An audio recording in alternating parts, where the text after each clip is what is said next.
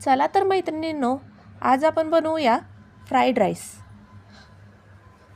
खायला खूपच छान लागतं, टेस्टी. त्यासाठी मी हा राईस असा शिजवून घेतलाय, मस्त मोकळा छान शिजवून घेतलाय.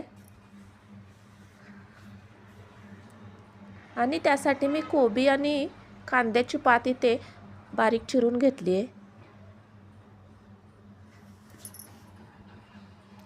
आणि हा मी आता सोया सॉस त्यामध्ये टाकणार आहे.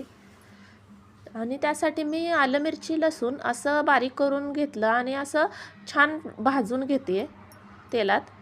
आणि त्यानंतर मी त्याच्यामध्ये कांद्याची पात पण टाकून अशी छान फ्राय करून घेणार आहे.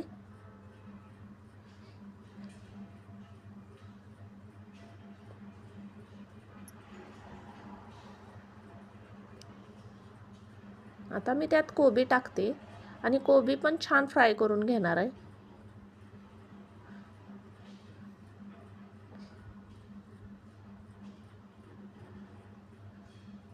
छान फ्राय करून घेतल्यानंतर थोडंसं त्यामध्ये चवीपुरतं मी मीठ टाकणार आहे, कारण राईसमध्ये थोडंसं मीठ असतंच, पण व्हेजिटेबल्सना मीठ लागतं.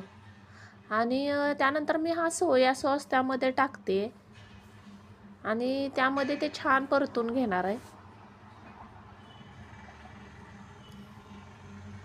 खूपच छान असा फ्लेवर तयार झाला आहे आणि छान असं शिजल्यासारखं पण झालं आहे ते. बघायला मिळेल मैत्रिणींनो तुम्हाला. आणि त्यामध्ये मी असा राईस त्यामध्ये टाकून परतून घेणार आहे.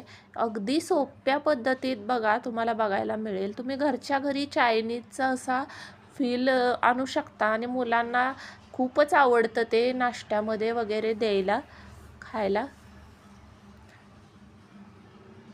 आणि अगदी सोप्या पद्धतीनं मी हे सगळं केलेलं आहे.